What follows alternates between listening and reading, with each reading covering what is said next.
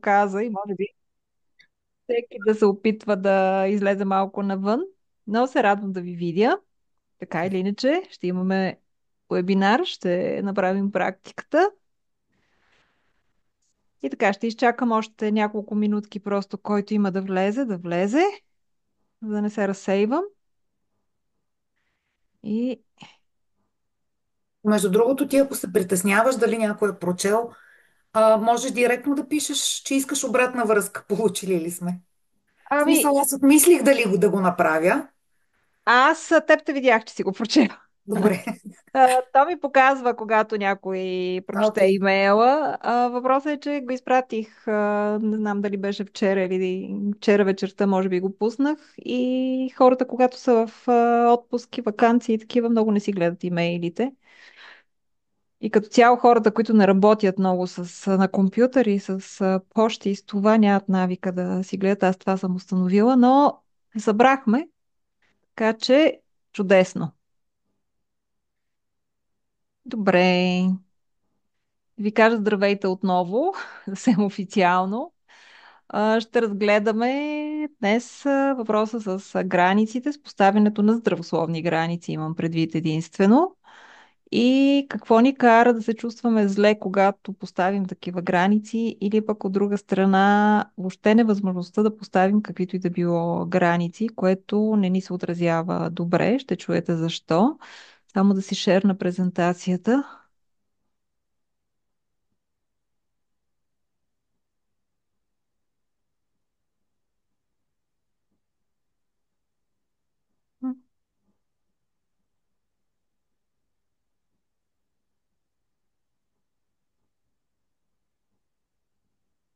Ще помоля Роси да пуска, ако някой се появи.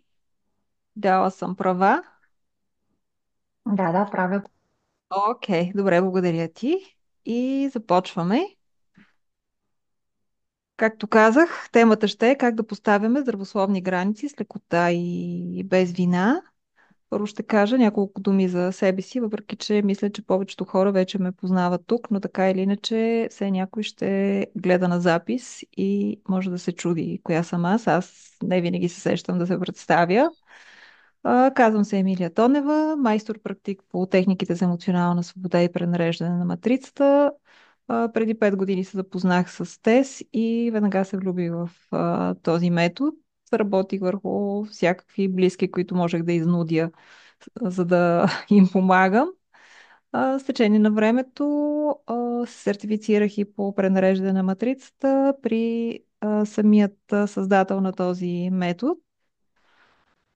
Възхищена съм от това, което се постига с двата метода и пред очите ми често съм виждала много бързи трансформации. Разбира се, не винаги се получава така, не винаги е толкова лесно, но когато е имал някаква голяма тежест и успяваш с една-две сесии да оправиш и на човека му олеква, се чувстваш чудесно, чувства се и човека чудесно, а радостта на всеки, на когото съм помогнала и лекотата, която е изпитал, ми носят радост и удовлетворение на мен самата и затова правя всичко това, което правя.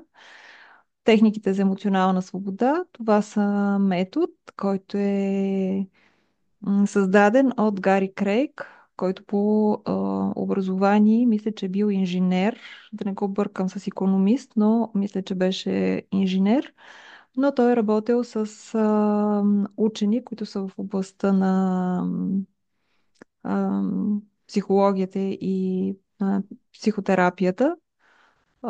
Успял е да използва някои така познания, които са били в много по-тежка форма, за да могат да бъдат приложени от всеки.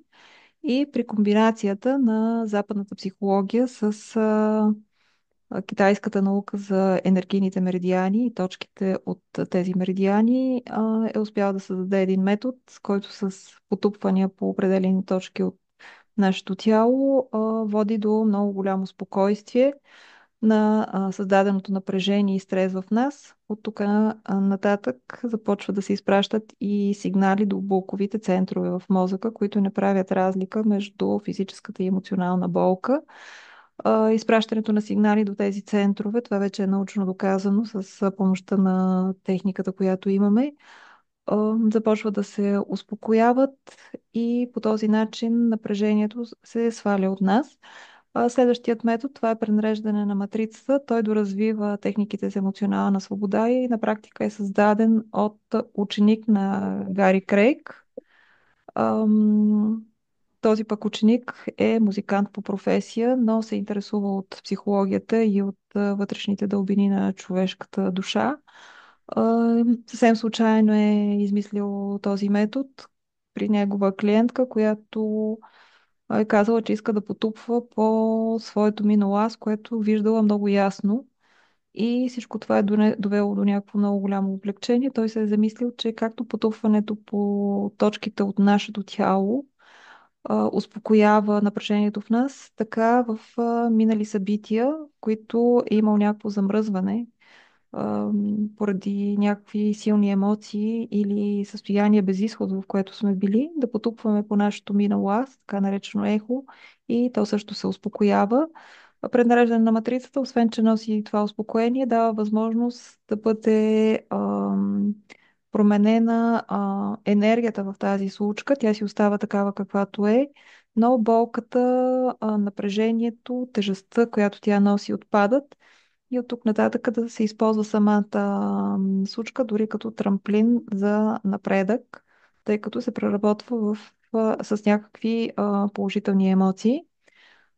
Как водят тези техники до трансформация? Обясних в самите техники, просто потупванията на точките от енергийните меридиани изпраща сигнали до мозъка и до амигдалата, които се успокояват и казват, че във връзка с проблема, който се държи на фокус, всичко е наред. Тялото започва да се успокоява, нашето подсъзнание се успокоява и започва да изплуват причините да се чувстваме зле. След като изплуват, вече с другия метод, пренареждане на матрицата, е много лесно да се обработят тези случки и да престанат да ни влияят и да взимат решения вместо нас. И сега да се върнем директно на границите. Границите, както казах, имат много голямо значение за нашето качество на живот, за това как се чувстваме, за взаимоотношенията ни с другите, взаимоотношения на всякакво ниво, както романтичните взаимоотношения, така и взаимоотношения с другите хора, с нашето семейство, с приятелите, с колегите и с хората, които случайно срещаме. Ам, Представете си, че имате една къща, която няма ограда, няма стена и всеки започва да минава в тази къща. Някои си изхвърлят боклука, някои остават задълго, други си тръгват. Просто е като един хан, всеки идва, излиза и прави каквото си иска. Това сме ние, когато не слагаме такива граници и другите правят или ни карат да се чувстваме зле, не защото са лоши или са недобронамерени към нас, а често защото не знаят какво е разрешено и какво не е разрешено. Затова, когато поставиме някакви граници, ние показваме докъде другите могат да стигнат, какво за нас е окей и кое е абсолютно неприемливо. По този начин показваме на хората как да се отнасят с нас. Защо границите не са егоизъм? Защото егоизъм е на лице тогава, когато искаме някой друг да постави на първо място нашите нужди. Но когато ние поставим на първо място за себе си нашите нужди, тогава това не е егоизъм, а е любов към себе си. Също така, човек, който умее да поставя граници, той уважава и чуждите граници. Когато ние не можем да поставим граници, много често се оказваме в ситуации, в които да нарушим чужди граници. Не защото искаме да навредим на другия, но защото нямаме идея какво са границите и защо те са нужни и защо трябва да ги спазваме. Да, можете ли да си спомните кога а, или в кой момент, в който не сте успяли да поставите някаква граница и след това сте се чувствали тежко, обидено, ядосано? Можете да ми напишете в чата. Аз по-късно ще прегледам вашите отговори и мога и да ги използвам дори за практиката. А, Освен това, границите, вече казах, показват на другите как да ни обичат и уважават. Когато ние покажем това за нас е приемливо, това за нас е окей, значи те могат да действат по този начин. Даваме им разрешение да продължат по същия начин да се отнасят. И се чувстваме обичани, прияти и уважавани от тях. Когато обаче ние не покажем тези граници и другите нахлуват в нашето пространство, нас това ни води една негативна енергия, едно напрежение и много често може да се чувстваме ядосани и изнервени. Какви са границите, които би трябвало да поставиме? Това са физически граници. Най-типичният пример, който мога да дам, когато някой навлезе така по-наблизо от метър от вас, обикновено се създава едно напрежение. Поне аз изпитвам такова. Мисля, че всеки един друг изпитва някакво такова напрежение. И също така, като физически граници, нарушаване на физически граници, може да е просто някой, който ви е неприятен, да дойде и да започне да ви прегръща, да ви потупва, да ви щипе. Особено тези, които имат малки деца, по някой път, може би сте забелязали, че някои деца реват от определени хора. А пък се е случвало така и родителя да каже, бе, не дей сега, виж, той ти се радва. Ами не, детето, някакви граници са му нарушени. По същия начин и с нас, когато се чувстваме некомфортно, когато някакъв човек дойде да ни прегръща, да ни пипа, това означава, че е нарушил нашата физическа граница. Емоционалните граници са, например, можем да кажем, не искам да говоря за това. Имаме някаква емоция, не желаем да водим този разговор и съвсем спокойно можем да заявим това нещо. Може да бъде дори не искам да говоря за това нещо сега, точно в този момент. И поставяме някакви граници и искаме те да бъдат спазени. А ментални граници е, когато с лекота умеем да кажем, например, аз всичко това е, което давам примери, могат да бъдат най-различни. Например, някой изразява някакво мнение и ние можем да кажем, ами, приемам твоето мнение, но аз не мисля така. Това е една ментална граница с това, което се казва. Много често обаче, сигурно ще се съгласите, че премълчаваме само и само да не обидим другия човек, а пък след това започваме да въртим този разговор в съзнанието и си казваме защо не казах това, защо не казах онова. Ами тогава не сме поставили определен вид граници. Поставянето и на трите вида граници е напълно окей и няма никакъв проблем. А, само да. Така. Защо ни е трудно да поставяме тези граници? Както казах, напълно в реда на нещата е да поставяме граници, но всъщност това, което ни пречи е страхът, че ще бъдем отхвърлени. Сигурно много от вас са си казвали, сега ще поставя тази граница и от тук нататък няма да позволя на никой да я преминава. Дори в тези, които си бяхте записали, имаше няколко човека, които казваха, всеки път слагам граници, но след това другите ги преминават и аз не правя нищо. Това всъщност е нещо в нас, започва да ни подсказва, че сега, ако заявим тези граници, ако поискаме другите да ги спазват, то те могат да ни отхвърлят. Могат да ни кажат, че сме високомерни, че се държим зле, че не сме възпитани и ние, за да не преживеем всичко това, сме готови да премахнем границите и да насъбираме напрежение и негативни емоции в нас. Другата причина, поради която ни е трудно да поставим граници, желание да бъдем доброто момиче, особено ние жените от малки ни учат да сме добри, да слушаме, и всичко това създава в нас усещането, че просто трябва да изпълняваме желанията на другите, а не нашите собствени, не това, което отвътре изпитваме. И в същото това желание да угодим, да сме добри, да сме мили, да сме нежни, ни води до там, че да не можем да поставим граница, дори да я защитим тази граница. Предпочитаме да ни приемат като мили, като любезни и често да се усмихваме, вместо да кажем: не, това е неприемливо за мен, не, не прави това, не ми харесва. Или дори просто да покажем, че нещо, което другия прави, ни причинява болка и не сме съгласни с него.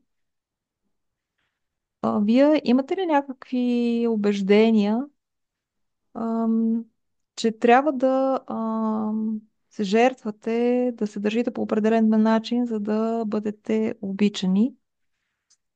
Ако искате, пак напишете. Аз след като приключа с лекцията, ще погледна всичко това и ще поговорим за нещата, които пишете. Вчера правих видеа за моята програма и там всъщност един от модулите е точно за желанието ни да бъдем добри деца и за това, че понякога, когато растем, другите ни възпитават по начин, който по-късно значително ни вреди. Така, например, когато сме малки и, например, казваме: ако искаш мама да те обича, не дай да правиш това. Или пък, ако искаш мама да те обича, направи еди кое си. И ние тогава разбираме, че за да бъдем приети, за да бъдем обичани, всъщност трябва да изпълняваме някакви чужди желания, без значение дали ни се иска или не ни се иска. Друго такова нещо е, когато ни казват: ами, ти не говори, ти сега мълчи. Не стига, че те храня, ами сега ще имаш искания. Това също не е окей, защото разбираме, че обичта към нас е условна и започваме да действаме по този начин. А много често и може в желанието си да сме радостни, да сме весели, когато се прибират нашите родители, които са уморени, да са ни отхвърлили и тогава да разбираме, че просто трябва да сме тихи, незабележими и да се жертваме, да създаваме такава ситуация, че на другите да им е добре. Всичко това е нещо, което ни кара да поставяме трудно граници и влияе върху м, нашия начин да поставим такива граници. Както казах, убеждението, като трябва да се жертвам за любов, т.е. да сме тихи, да сме незабележими, за да може другите да се усещат на спокойствие, да се чувстват свободни. Не е добре това нещо, щом в нас създава някакво напрежение и вече сме пораснали, вече не сме малките момичета и трябва смело просто да прекрачим това свое вярване или убеждение и да отстояваме себе си. Това е наше право.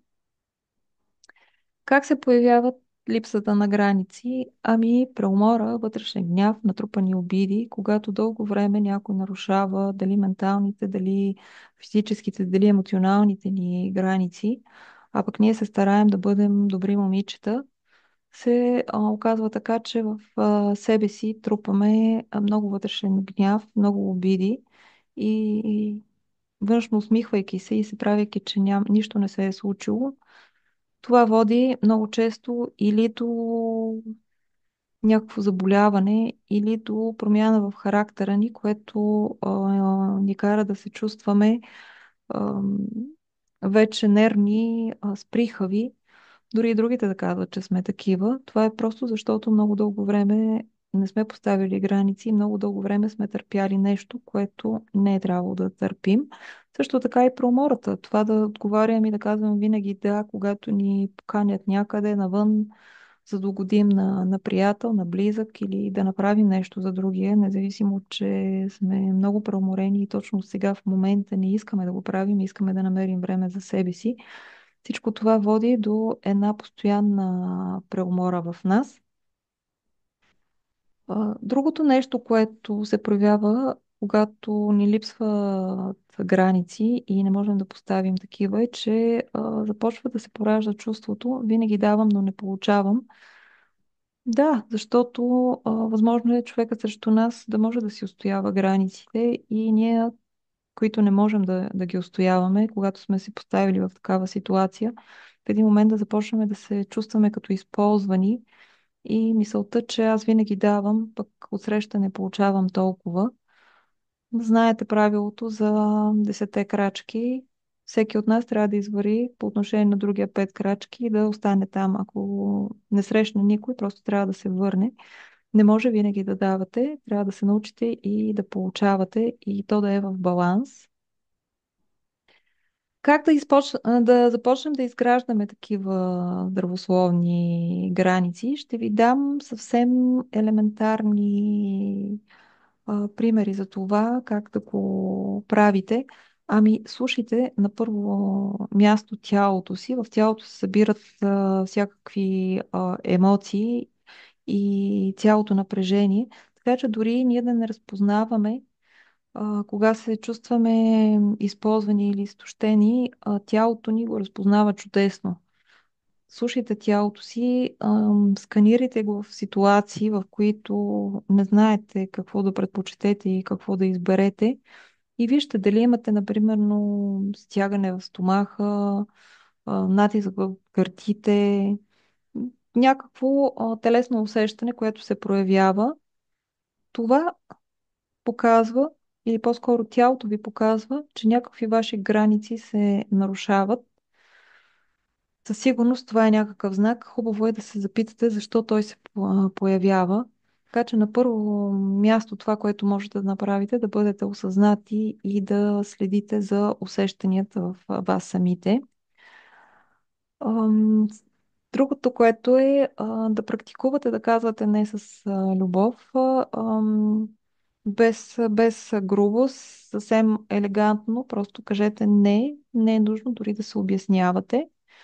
Не е цяло изречение, може да бъде цяло изречение и не е необходимо да давате хиляди обяснения защо не можете, просто достатъчно да кажете не или хайде не, тази вечер ми се почива. Не, уморена съм, искам да почина. Не, не съм съгласна да направя това. Казвайте го с мекота, с нежност, но нека да бъде твърдо не, безапелационно не, не, не което сте готови да промените, а не което е такова и със твърдо съзнание го казвате. Също така искам да знаете, че имате право да казвате не, както и е много хубаво да се научите да казвате да първо на себе си. Когато казваме на някой друг не, обикновено казваме да на себе си. Имате това право. То е ваш избор и не бива да носите някаква вина, задето сте го казали, задето не сте свършили нещо на някой, който ви е помолил. Особено пък, ако сте в ситуация някой непрекъснато да иска нещо от вас, и вие всеки път да откликвате. Все пак трябва да намерите баланса в това нещо. И ето няколко утвърждения за граници. Имам право на личното си пространство и не е нужно да обяснявам защо отказвам. М, Може би бих добавила и тук виждам нещо, което не казах, че когато казваме да на себе си когато казваме не с любов на другия или да на себе си, ам, изречение, например, ти си ужасен, ти искаш непрекъснато това от мене, не мога повече, писна ми, това не е казване на не с любов, казване на не с любов е не мога да отговоря сега, имам нужда от време, сега искам да си почина или това не е окей за мен. Аз предпочитам да направя еди какво си в този момент. И не на последно място бих казала като нещо, с което да можете да засилите границите си, винаги когато успеете да кажете на някой друг не или да кажете да на себе си, можете да се награждавате с някакви малки награди. Дето се вика, можете дори да хванете и да се потупате по рамото за това, че сте го направили, за да не се чувствате зле, за това, че сте поставили някаква граница, а тъкмо напротив, да подкрепите себе си. Имате нужда от това. Друго утвърждение, което тук не съм написала, но сега се сещам, е, че моите нужди са важни. Бих казал, моите нужди са на първо място и е важно да ги отстоявам. Това е абсолютно утвърждение за граници и изграждане на убеждението: аз съм важна с всичките си искания, с всичките си нужди, такава каквато съм. Както казах, границите не ви отделят от обичта на другите, от приемането им. Напротив, те показват една напълно възможна любов и те са знак, че вие сте направили връзката с себе си. Дори и някой друг да се разсърди за известно време, защото помислете на човек, който дълго време е нарушавал вашите граници. Изведнъж, когато кажете не, той не го очаква. За него досега това е било да, за него това е било позволено и нормално да се чувства объркан и не винаги да реагира по възможно най-правилният начин. А пък на хора, които искат винаги другите да поставят техните нужди на първо място, т.е. егоистите, което може би помните, че направих разграничение между любов към себе си и егоизъм. Тоест, егоистите и да си тръгнат, не знам дали губите нещо, според мен не губите нищо, просто един човек, живота ви по-малко и истинските хора ще можете да им обърнете много повече внимание на тях. И сега ще спра шерването, да погледна какво сте записали и ще преминем към практиката. Тез. Така, само да покажа. Магдалена казва: при мен въжи, кажи речи, цял живот за лични граници. Ами, Магдалена, никога не е късно да започнеш да поставяш лични граници. Както казах, с едни малки победи, лека по лека, това се изгражда, това е процес. Не е възможно до днес да не сте слагали никакви граници и от днес нататък да се чувствате напълно комфортно, но с времето човек свиква да изгражда такива граници и да се чувства напълно комфортно с тях. В детството обикновено очакват от нас да слушаме, особено въжи за по-големите деца в семейството. Мен, например, са научили, че помният отстъпва. Да, това си е така масовото убеждение, което се налага. Сега хората в онова време, когато сме израствали, са имали съвсем различен менталитет и това, което те са влагали в думите си, помнят, отстъпва, е малко по-различно. Просто те са се опитвали да прекратят някакъв спор, който вероятно не води до никъде. Само, че с наш капацитет на интелект към момента, в който са ни го казвали, се е изградило едно убеждение: ами винаги трябва да отстъпвам, особено нали, когато сме по-големите деца, а пък от друга страна, дори да сме по-малките деца, когато го казват това, това е също толкова недобро убеждение, защото пък малкият изгражда убеждението, че на него всичко му е позволено и след това, вместо да изгражда граници, става егоист. И за двете страни не е добре, но да приемем родителите си с нивото и с възпитанието и с времето, в което те са израснали. Те са били учени по същия начин, така че уважение към тях, но когато в някаква ситуация се случи и в теб да поговори гласът: помня отстъпва, може да си каже: да, така мислеше татко или така мислеше мама, така са ме учили, но аз не мисля така. Сега искам да заявя правото си. Разбира се, не да влизаме винаги в някакви глупави спорове така, до откат, докато някой не се предаде, защото просто вече нямат сили, но да избираме битките си. Може би бих го заменила това убеждение: избирай битките си там, където си заслужава и пускай нещата там, където са безмислени и водят единствено до факта, че сте прави, а не да сте щастливи. Пък най-важното в този живот е да сме щастливи, а не да сме прави. Дори да грешим, пак можем да сме щастливи. Магдалена пак казва, на мен винаги ми поставяха условия близките ми. Ми това не е добре, трябва да се работи върху това, защото това е създаването на убеждението, че любовта се заслужава и нещо друго, че любовта е равна на тежест, тъй като винаги е имал някакви условия, т.е. винаги трябва да се борите за да бъдете обичани или пък това убеждение, че любовта е тежест и самите вие да бягате от нея, защото тя ви поставя под определени условия в дадени условности и всичко около вас зависи от това дали ще ги изпълнявате. Често ни превръща и в жертви.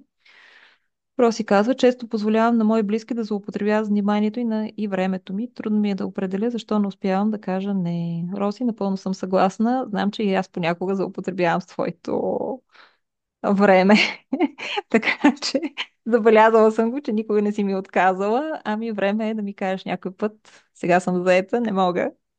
А за съвсем други близки говорите си много далеч от това, за което става Няма въпрос. значение. Аз просто съм го мислила и друг път, но не съм стигала да ти го казвам. Може би, защото все пак аз се възползвам от това.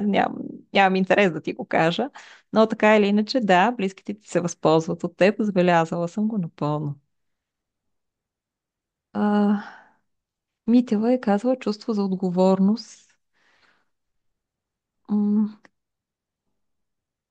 Чувство за отговорност за какво? Ние можем да бъдем отговорни само за себе си. Не можем да бъдем отговорни към всички останалите, които искат нещо. Те не са малки деца, могат да си се борят сами за своите си желания. Така че, ако сме отговорни първо към себе си, тогава да изпълним нещо за другите, окей, чувство за отговорност.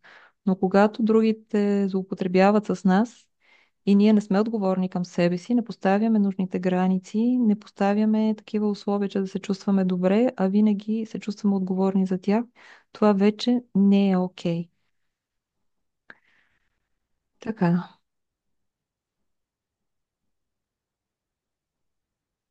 Роси, вероятно, понеже виждам надолу разговора, вероятно и при теб има нещо от това, че любовта трябва да се заслужи или че трябва да се жертва за другите. Не е необходимо винаги човек да са ти го говорили, вашите да са те поставили в такава ситуация. Достатъчно да си наблюдавала някой в къщи, например мама, която колкото и да е била уморена, винаги се е грижила за другите и да си възприела този модел на поведение сега от нея, дали от лоялност, дали защото просто така си е научена, че така се действа. Но в твоите ръце е да промениш това нещо. И сега да направим практика. Хайде да ви попитам пак за някаква ситуация да ми кажете, аз ще си записвам, която не сте сложили някакви граници. Помислете си за такава ситуация и кажете, евентуално, дори можете да потупвате така по карате точката, за да се настроите по-добре на такава ситуация, докато мислите, и да ми кажете какво усещате в тялото си.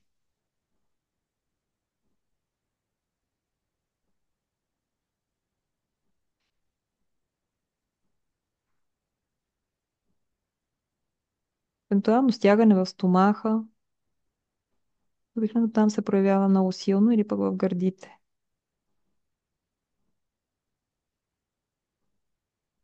Има ли някой, който иска да каже или стягане точно над Винаги е стомаха? в гърдите. Гняв, страх, негодование, всичкото е в Гняв. гърдите. Понякога А, го усещам как тръгва от стомаха, но обичайно гърдите и гърлото. Да, и при мен е в гърдите и гърлото.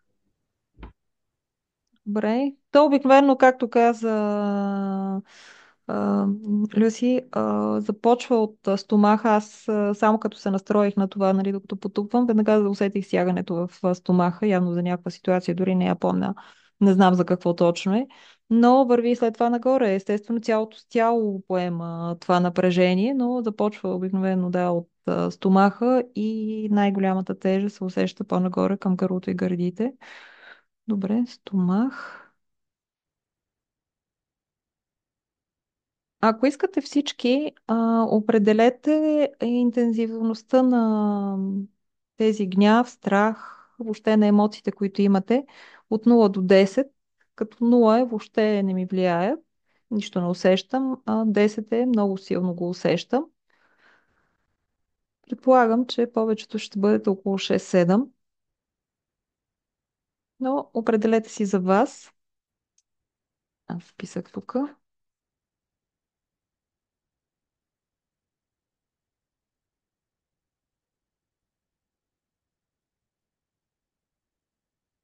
И да започнем с практиката. Имате ли нужда да ви дам една минутка-две за вода да си донесете до вас, ако някой иска, просто да кажа, ако не започваме. Не се сетих предварително да ви... Добре, започваме. Въпреки, че ме е страх да поставям граници и чувствам в тялото си гняв, страх в гърдите, в гърлото, но всичко започва от стомаха, аз избирам да приема как се чувствам и съм готова за промяна. И въпреки, че се страхувам да кажа не, че ще бъда отхвърлена, и започвам да усещам едно стягане в гърдите, в стомаха, в гърлото, аз избирам да започна да се грижа за себе си тук, в този момент. И въпреки, че чувствам вина, ако кажа не, ако поставя граници за себе си, така че да се защитя, аз избирам да уважавам себе си и своите чувства и да се чувствам в лекота. И на върха на главата. Толкова ми е трудно да кажа не.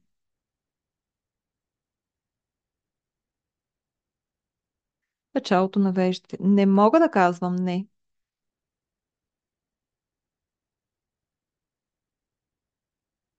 Пострани на окото. Нещо в мен се бунтува да каже не.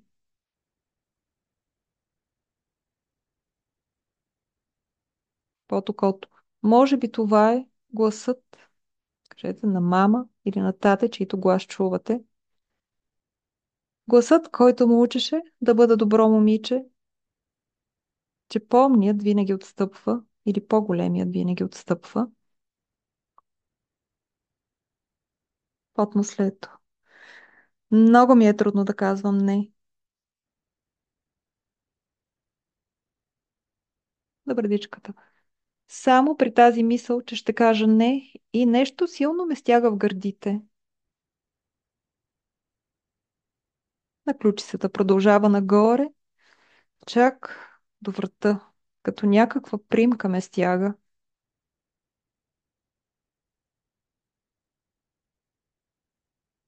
Под мишницата. И в стомаха ми си едно има една топка, която ми пречи да кажа не.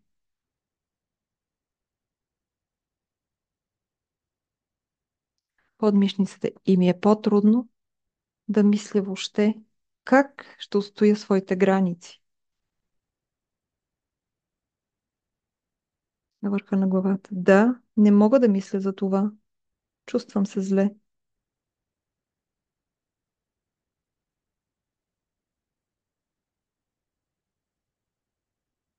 Началото на вежда. Чувствам се зле, когато избирам себе си.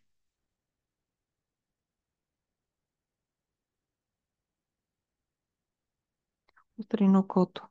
Чувствам някаква вина за това, че предпочитам да избера себе си. Под очите. И ми е трудно да направя този избор.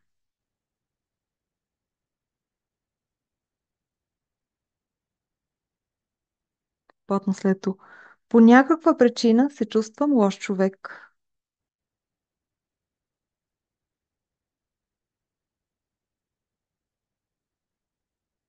На брадичката. Дали защото ме възпитаха така?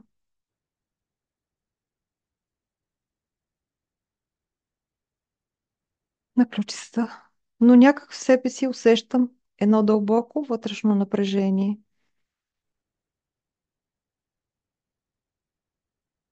И ми е трудно да кажа не от мишницата.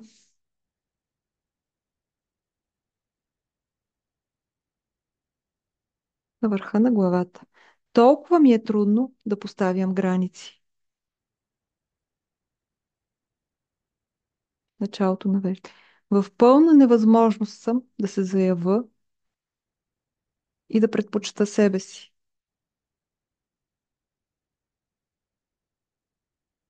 Утре на окото. Чувствам се, че сякаш върша нещо нередно.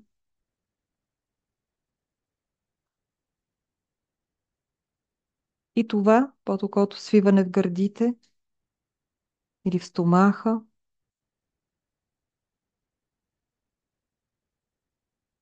Под носето. Това напрежение, което усещам само при мисълта да кажа не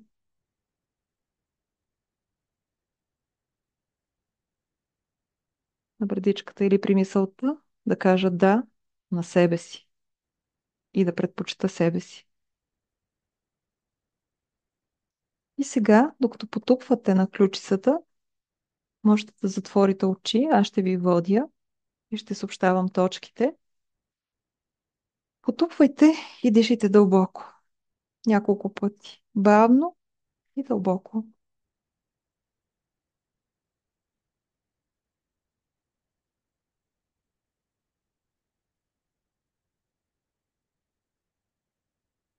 И сега, докато потупвате на ключицата, продължавайте. Нека да си представим, че наблюдавате тази ситуация отстрани, за която започнахте да мислите и усетихте тези телесни усещания.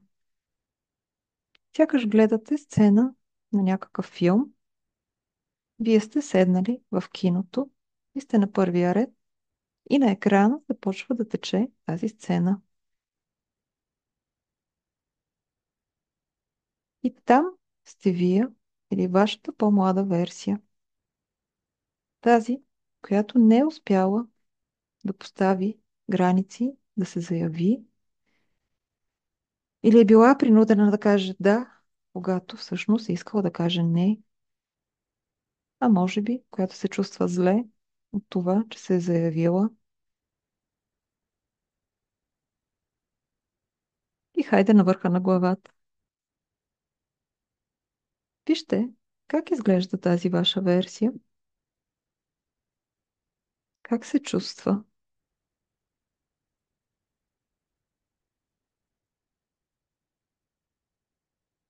Началото на вещите.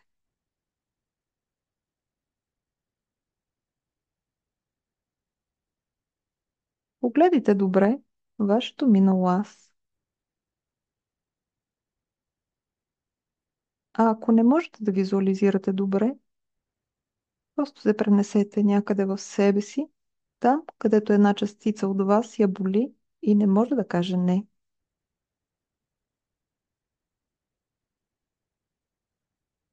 Отстрани на окото.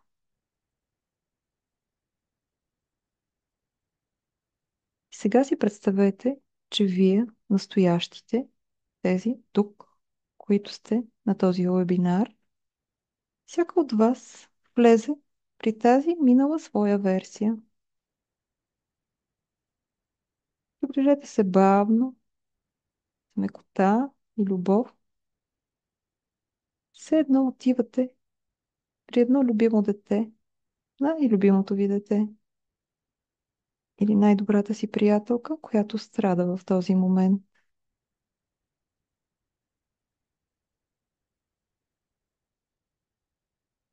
Под окото.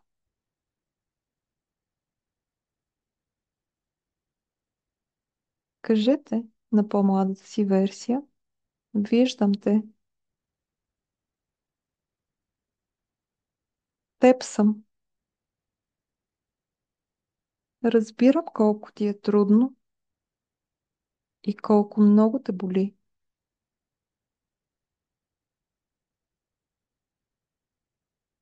Под нослето и всеки според своето усещане в тялото, може да каже: знам как те свива стомаха или как ти тежи в гърдите, как те е хванало нещо за гушата и не можеш да дишаш. На брадичката: знам колко зле се чувстваш, но днес аз съм тук при теб, точно за да ти помогна, за да не си сама. Аз съм тук при теб и заедно ще минем през това.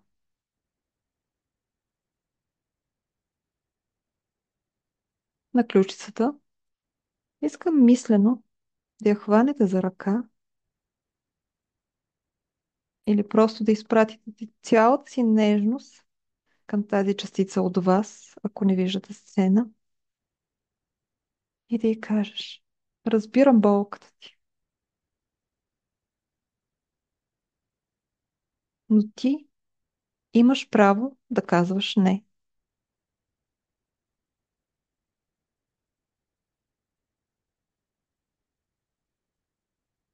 На върха на главата кажете: и знам, че така си научена винаги да уважаваш другите.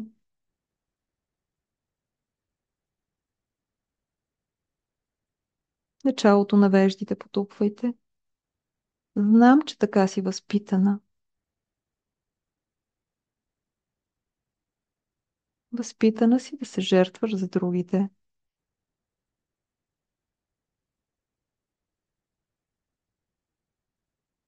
Отпуснете се, стойте с затворени очи, аз ще ви водя.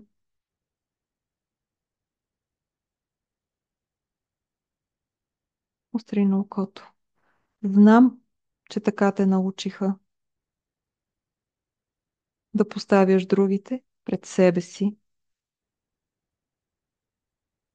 и винаги да се грижиш за тях, забравяйки за себе си.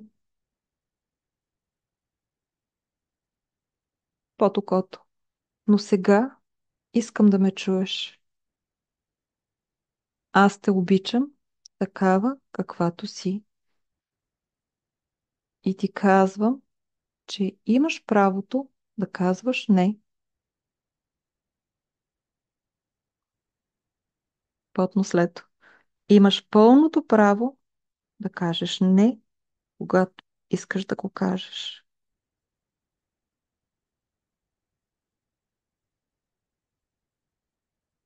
На брадичката. Имаш пълното право да предпочетеш себе си и да задоволиш своите нужди.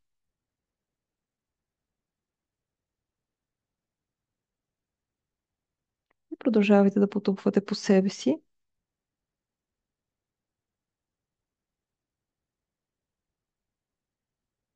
И наблюдавайте тази вашата минала версия или тази частица от вас, която я боли да поставя граници, как се чувства.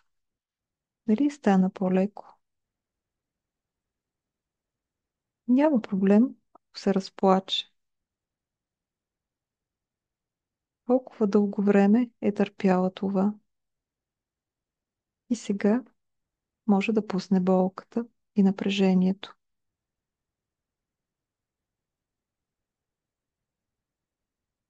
Отново на върха на главата потупваме.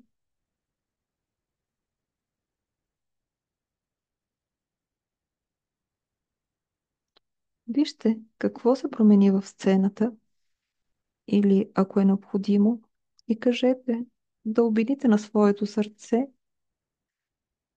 мили думи. Кажете състрадание към нея, към болката й и най-вече, че я приемате и че я разбирате такава каквато е.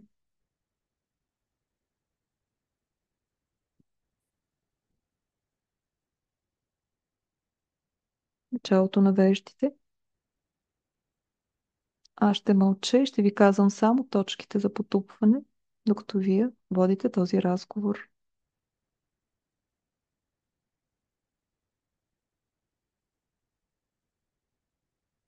Отстрани на окото.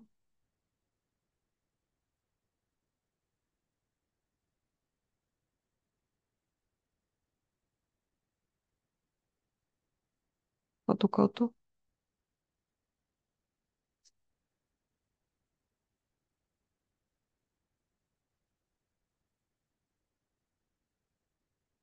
От наслето.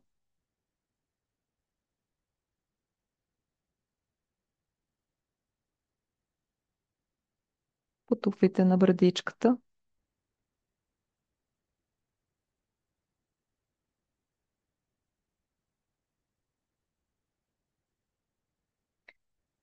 И на ключицата.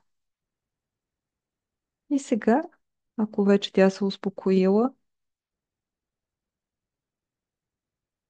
искам да я прегърнете мило и ви покажете цялата си обич, на която сте способни.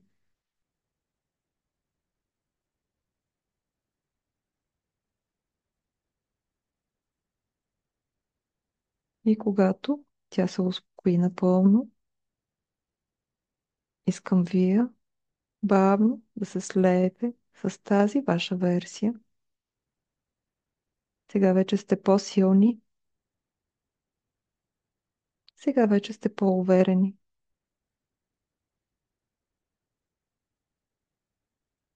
Такива сте, защото тя е станала по-силна и по-уверена.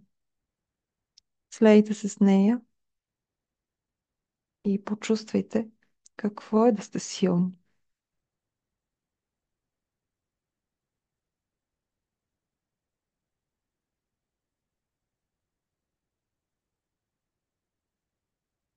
Можете да потупвате само по ключицата.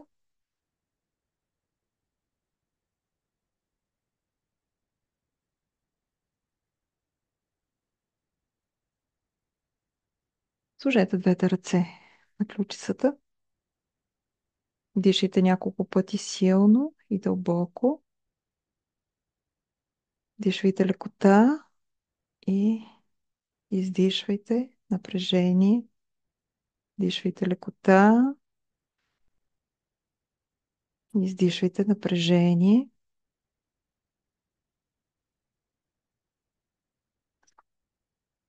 И повторете след мен следните утвърждения.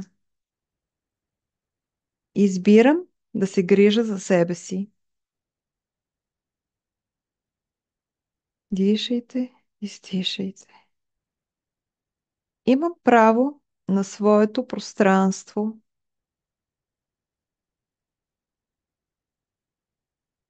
Отново. Когато поставям граници, аз се обичам.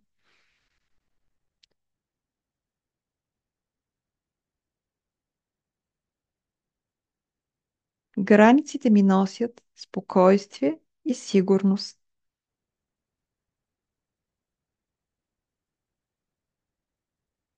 И да започнем отново да потупваме по върха на главата. Можете да се върнете при мен, да отворите очи и повторете. Избирам да се грижа за себе си.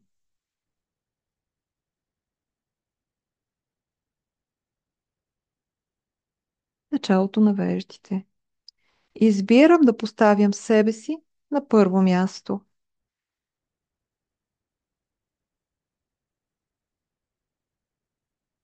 Устрани на окото.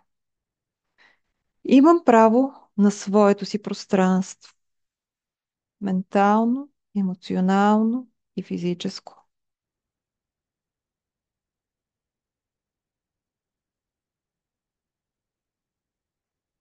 Под окото. Когато поставям граници, аз се обичам. Под нослето. Границите ми носят спокойствие и сигурност.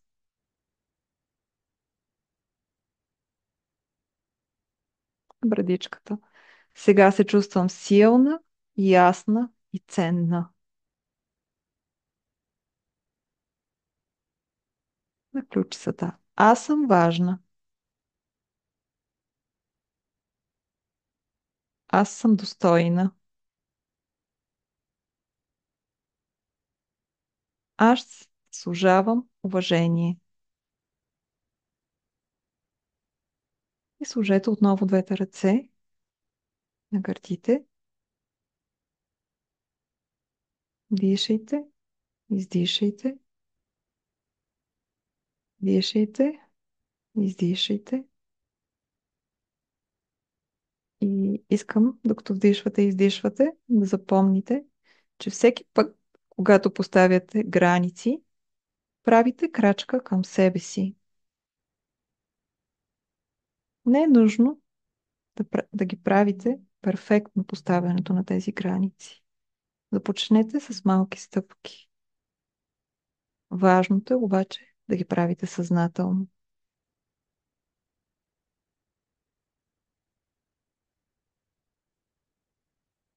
Как сте, момичета?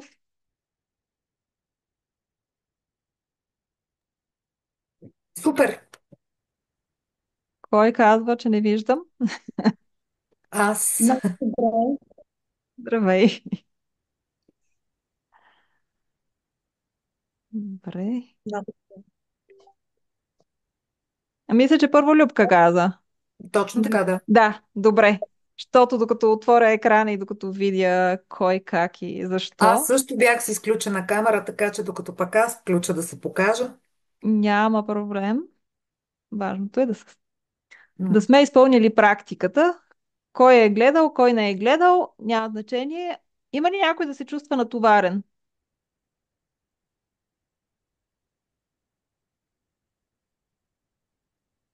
Не виждам по екраните. Не казвате нищо. При Значи мен като че ли, при мен като че ли в гърдите има едно като енергия, като такова едно. Да.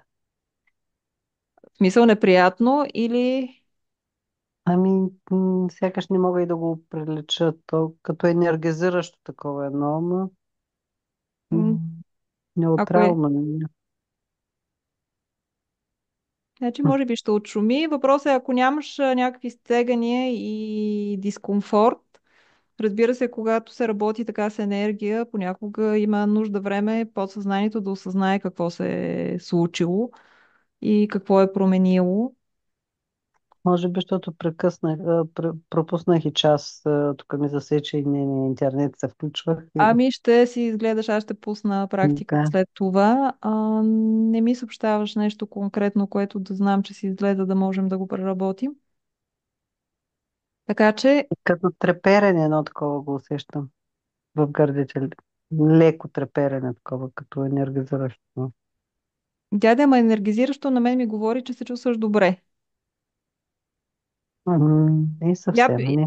Не. не съвсем. Я пини малко вода и после ще видим как е. Можете всички да пинете вода.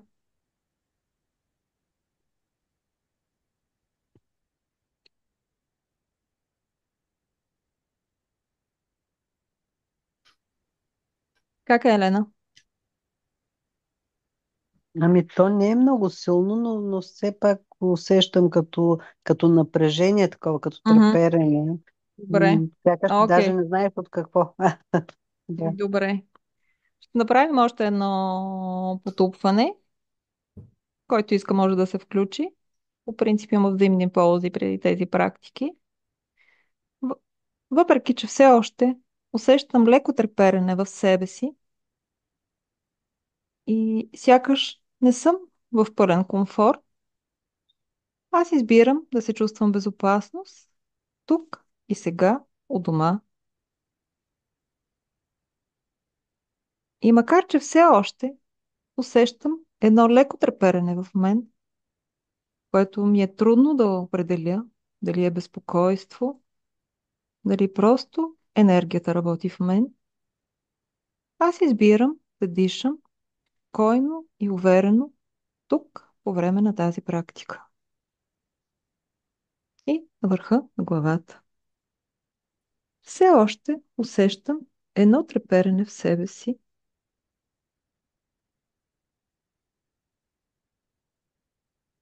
Началото на вечер. Трудно ми е да определя какво всъщност чувствам.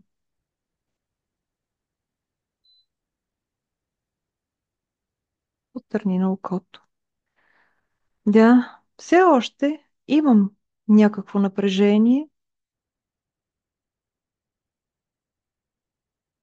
под окото, което не мога да определя.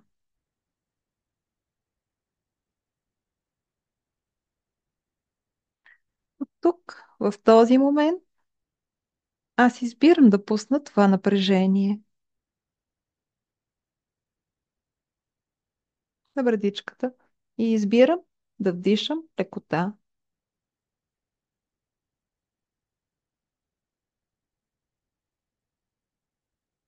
На ключицата. Пускам напрежението в себе си.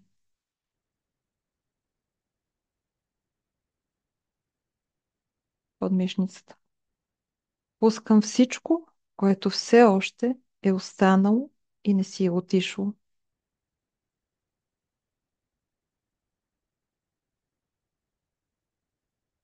На върха на главата. Избирам да пусна лекотата в себе си.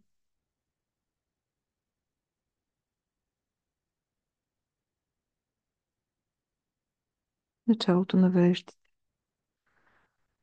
Избирам да вдишам с пълни гърди, увереност и лекота.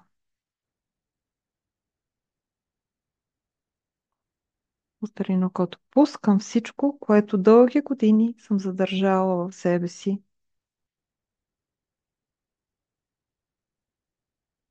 Под окото. И избирам да се чувствам добре и в комфорт.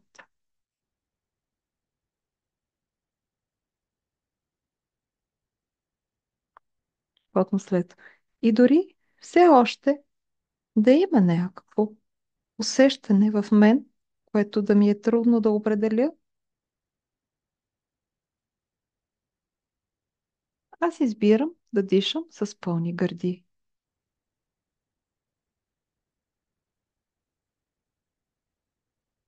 На ключиците. Избирам да вдишвам лекота.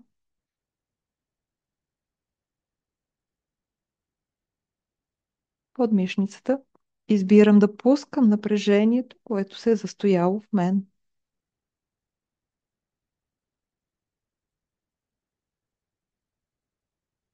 Върха на главата. Нека бъде добре.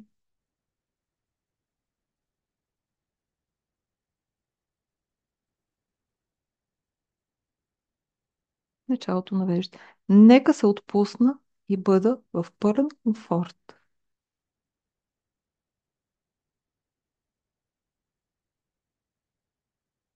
Устрани окото.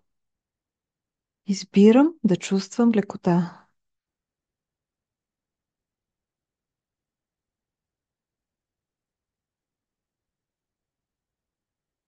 Под окото. И ако днес не съм готова да пусна все още всичко това, което е натрупано в мен, аз избирам да дам право на моето подсъзнание да го пусне тогава, когато се почувства в пълна безопасност.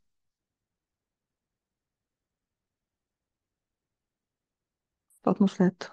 И ако дори днес не успея да го направя, аз избирам някой ден, може би, това да се случи.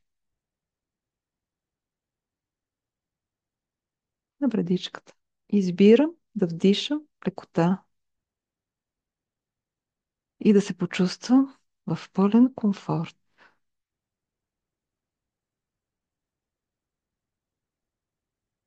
На ключите. И ако това не може да се случи днес, да се случи тогава, когато съм го напълно готова за това. И сложете двете ръце на ключицата и вдишайте, издишайте. Дишайте, издишайте.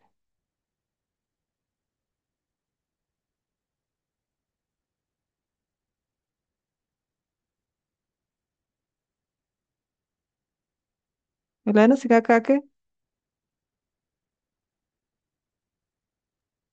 Ами, доста по-добре, да. Има някакви остатъчни, но доста по-добре. То почна да се премества в първи момент така на сърцето, от единия край, като че ли мускул, където е, и после почна леко към стомаха и в краката, така, пръстците Добре, надолу. сега в момента е доста по-добре, така ли? Ами, да, да. Така в ръката си стои, но пък треперенето е доста по-добре. Мгм. Ще си направиш, аз ще пусна практиката, след това ще ви пусна линк към записа, ще си я повториш. Може Да, би няколко пъти трябва. Все още ти пък ги прекъсва, както каза. И... да, прекъсна.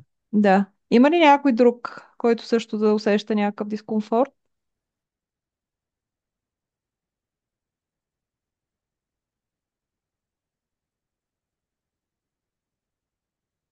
Няма, всички сте добре. Само да видя какво сте писали.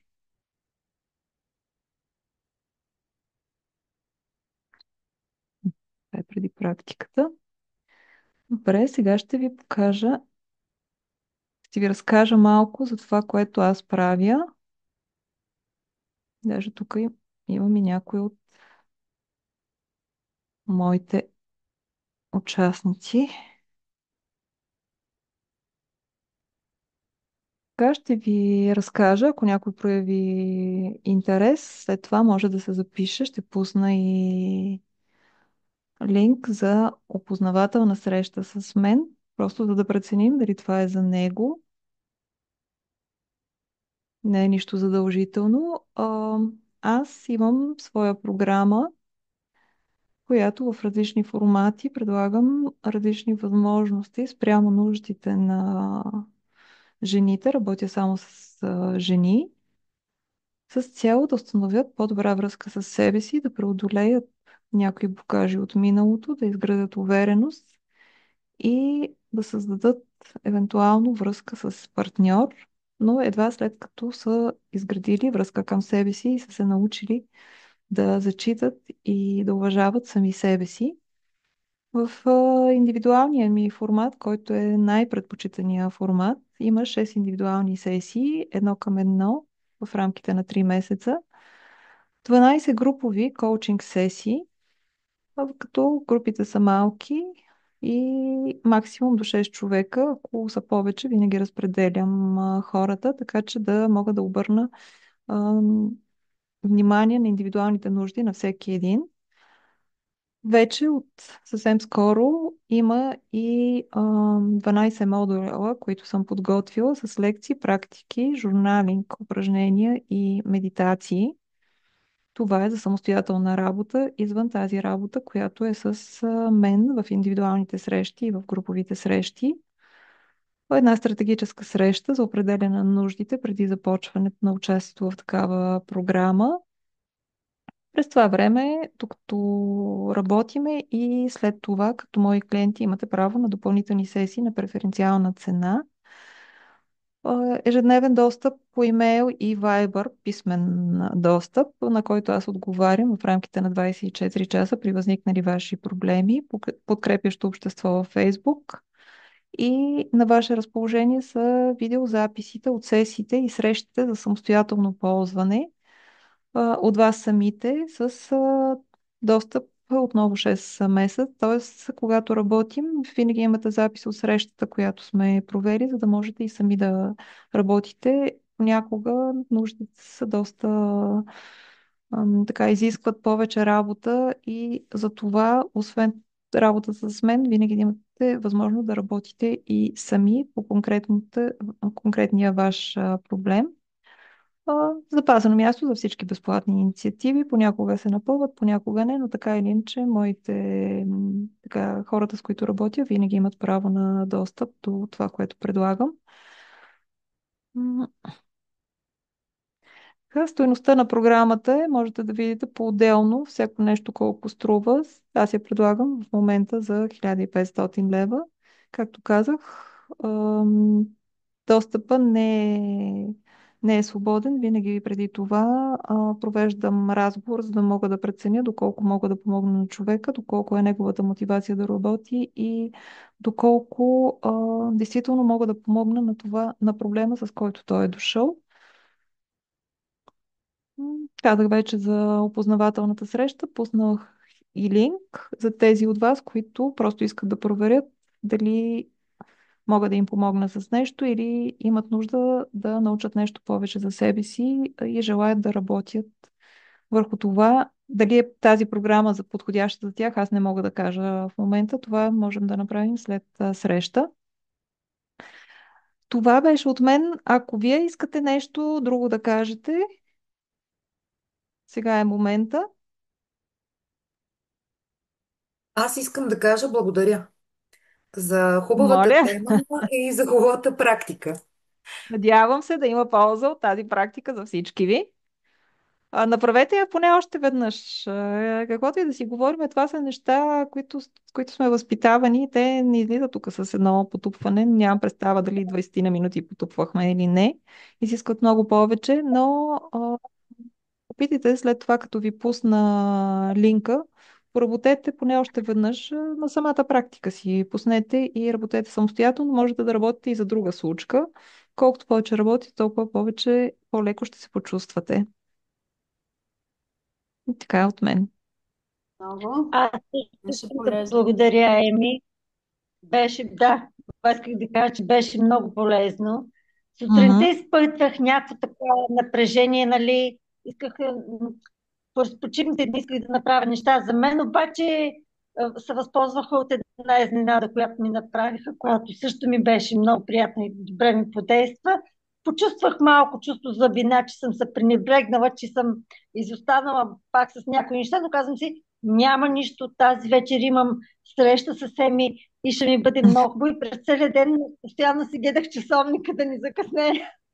Няма, аз винаги напомням, по много даже ставам досадна, но може да се потупаш, както казах, така по рамото, че си направила нещо добро за себе си. Тоест започнала си да правиш и това е много добро. Мисля, че и другата Елена искаше да каже нещо. Елена Маркова, която се скри. Но, Да. добре, благодаря и аз на Благодаря. Чакай да Много видя. Да, много добре беше. Много добре. Добре ли беше? Да. Добре. Мерси, Елена. Ами, момичета, това беше от мен. Пожелавам ви хубава вечер. Ще ви пусна записите, може би след час, час и половина, два. И в рамките на 2-3 дена ще бъдат отворени, така че можете да работите. А утре ще съобща по всички мои канали за нещо, което подготвям от отдавна. Но няма да развалям изненадата. Ще го съобща утре. Ще можете да чуете за него. И така, хубава вечер от мен. Хубава Чао, вечер чао. на Чао. На всички. Благодаря и от мен и Добре, хубава хубава вечер. вечер. Хубава вечер.